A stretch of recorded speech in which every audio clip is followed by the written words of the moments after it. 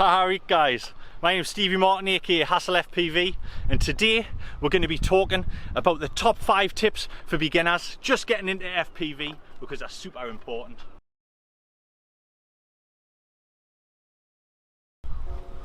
So the number one thing that you've got to remember, props off when you're on the bench. Don't try and be clever and leave your props on if you're going to spin the motors up. Just take them off, it's not worth it. That leads me nicely on to tip number 2. Tip number 2 is when you're on the bench, if you've got the props off and you've got air mode on, which you should have on all of the time, don't start wanging the sticks about and then going on Facebook and complaining because it's doing weird things. Air mode's going to try and stabilise the quad, and when it doesn't have props on, it's not going to be able to achieve that. So just don't bother. Tip number 3. That's 2. 3. Tip number 3.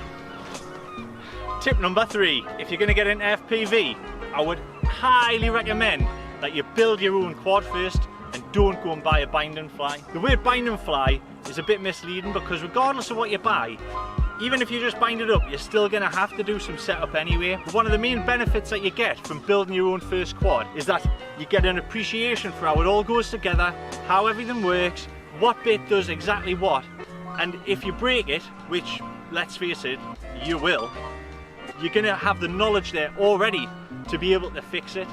If you buy a bind and fly and you go and smash it into a lamppost and destroy it, you're just going to have a pile of parts that you're not really sure what goes where and how it all fits together and what bit you need to replace. So yeah, just build a quad, take the time to learn. Buying a BNF quad is like putting a bandage on a wound that you haven't even had yet. I think I'll be able to remember 5 fucking things with it. Tip number 4. When you're building your quad, make sure you use popular components. Those components are popular because of one reason: they're reliable. There's a lot of components out there that may be a little bit cheaper, that may have a little bit of hype around them, but ultimately you want to be going for Icon electronics, you want to be going for T-motor gear, you want to be going for TBS, you want to be going for either immersion RC or TBS on the VTXs. And cameras, you want to be going Foxy or Ratel or Run Cam. Realistically, anything else is just not going to cut the mustard. Right, so let's go back to components. If you buy decent components for your first quad, you'll ultimately end up with a quad that lasts longer, flies better, and is more reliable, which at the end of the day, we don't all fly quads because we like fixing stuff on the bench. Yeah, we might like fixing stuff on the bench, but we fly quads because we want to fly. And if you've got a quad that's breaking all the time, that's going to impact on your fly time. Next thing. That brings us on to point number 5. I've actually worked out that there's going to be more than 5 points, but I'm not going to change the title of the video at this stage. So point number 5. Point number 5. Don't upgrade things for the sake of upgrading. Don't try and follow a hype just because you think you should.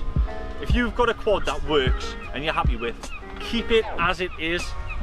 Just go and get the stick time in, because ultimately the consistency of a quad is what's going to help you improve and help you get better, which, let's face it, we all want to get better. We all want to be the next Drib or Steel or, you know, whoever, and you're not going to get anywhere close if you keep changing your parts or your setup. I'm on 5 now. So the next point is make sure you test fly your quad before you go out flying. Just go in the garden, plug a battery in, send it up, you know, 6 foot, do a couple of line of sight flips and rolls, and make sure it flies, because the last thing you want is to drive to a flying spot, meet all your pals, go to arm your quad, and it flips out and you can't work out why. The next point, find people to fly with. Like seriously, I know it can be quite daunting when you're first starting out because you feel like you're a bit of a noob, but just go on Facebook, find a group, find a local couple of pilots to go and fly with, and go and fly with them. Ultimately, it'll result in you learning faster, learning more, and becoming a better pilot, because those people are going to help you. They're going to help you when you have problems. They're going to watch you flying and give you little tips and tricks that that would take you ages to figure out on your own. And ultimately you're going to have a really good time because all these people are like-minded, you know. I've made some of my best friends through FPV. These are people that I talk to every day, and honestly, the community is absolutely great. Everyone's just super helpful, and you know, no one's going to be condescending towards you.